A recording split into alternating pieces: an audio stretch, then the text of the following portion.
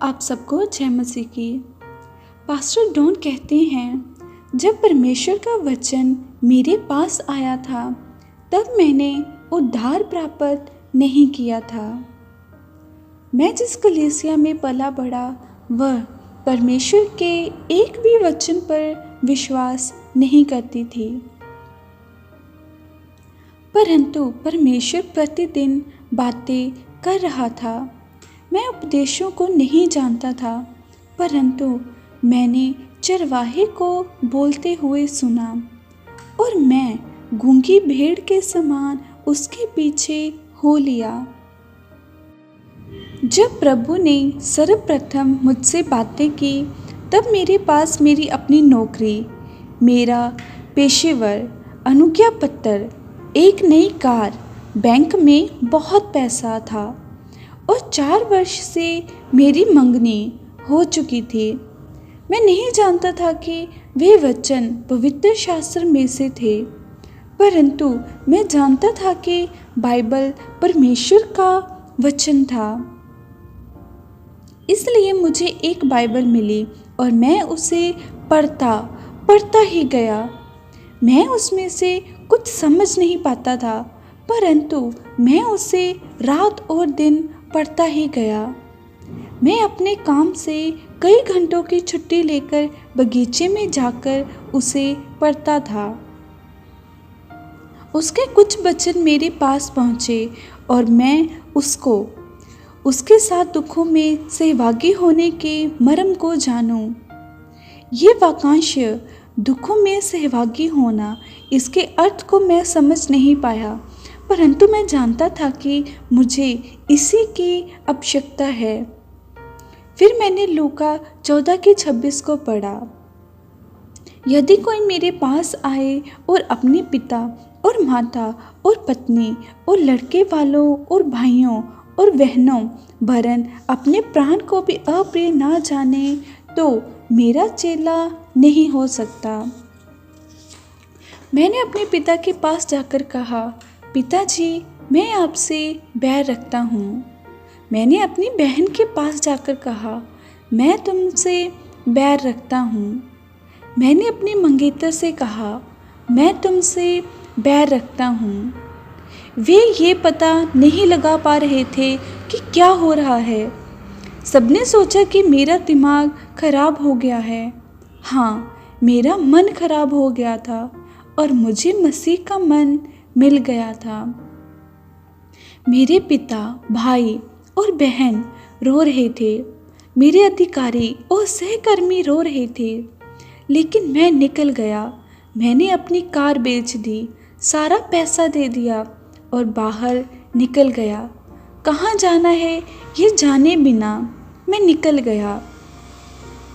अभी 50 वर्ष बीत गए हैं और इन 50 वर्षों का मैंने पूरा 100% आनंद मनाया है। हाँ, यीशु के साथ चलना कितना अद्भुत है।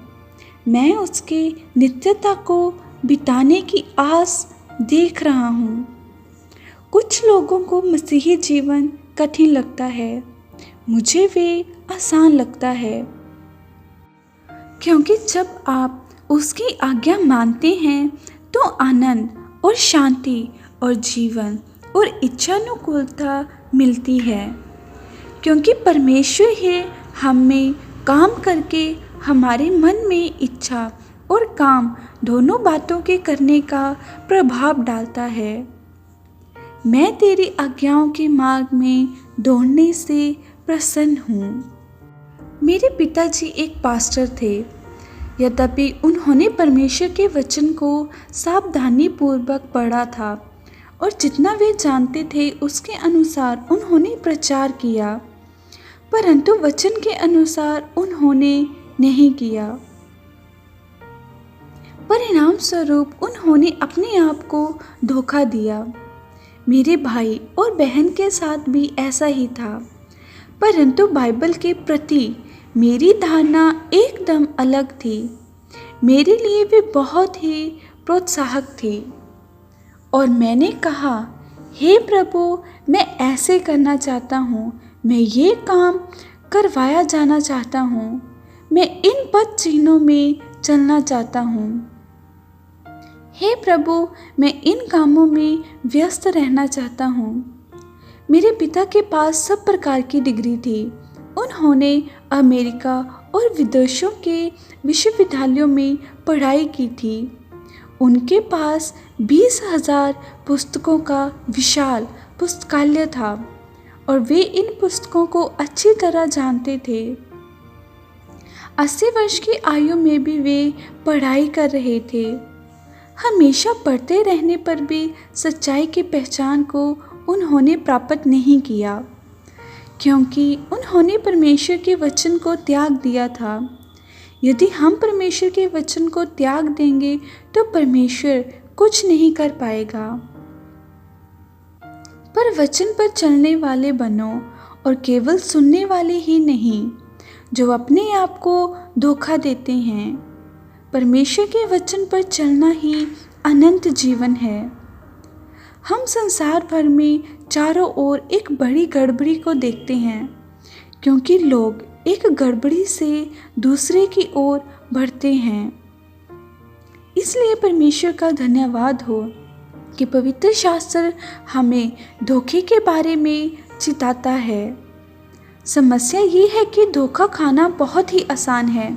हमें चेतावनी दी गई है कि इस मूर्खतापूर्ण गलती से कैसे बचें, परंतु फिर भी बार बार हमें स्वयं के धोखे में फंस जाते हैं।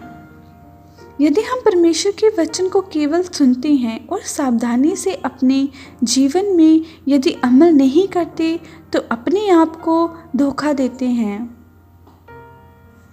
अंत में धोखा खाना और अंत में आशीषित होने में क्या अंतर है? जैसे याकूब कहता है, हम अपने आप को नाश भी कर सकते हैं। सब कुछ परमेश्वर के वचन के प्रति हमारे व्यवहार पर निर्भर है।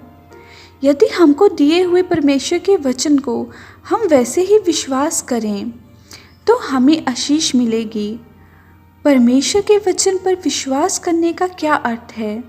इसका अर्थ है वचन को सुनने वाले ही नहीं, पर वचन के अनुसार चलने वाले बनना। हे परमेश्वर, तूने परमेश्वर का सत्य वचन मुझे सिखाया, इसलिए मैं तेरा धन्यवाद करता हूँ। वे वचन जो जीवित है, वे वचन जो जगत के अंत तक सब कुछ पूरा करता है। परमेश्वर का वचन तेज है। इसका अर्थ है वे जीवित और प्रबल है। जिसके सुनने के लिए कान हो और जो सुनकर उसके अनुसार करने की चौकसी करते हैं, उनके जीवन में भी फलदायक होता है। पवित्र शास्त्र अद्भुत फल देती है।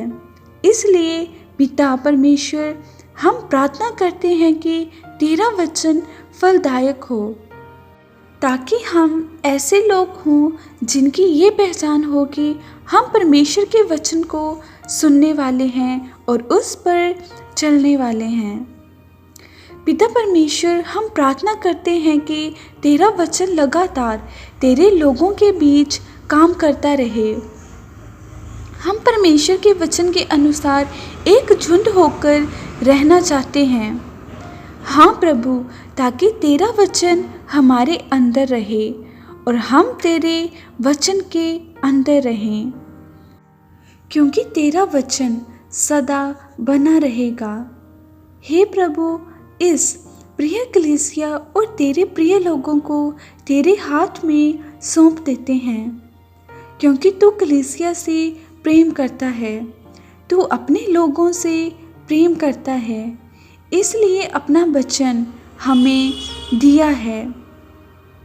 हे पिता, हम प्रत्येक भाई बहन, हर जवान के लिए प्रार्थना करते हैं कि हम वचन के सुनने वाले हों, कि हम उसे खा सकें और उसके सहभागी बन सकें और उसमें कही गई बातों को अनुभव में ले आएं और उन पद चिन्हों का अनुकरण करें। हे प्रभु, हमारे जीवन में ये दान दे। हम सारी स्तुति तुझी को ही देते हैं। प्रार्थना प्रभु यीशु मसीह के नाम से करते हैं। आमीन। आप सभी को जय मसीह की।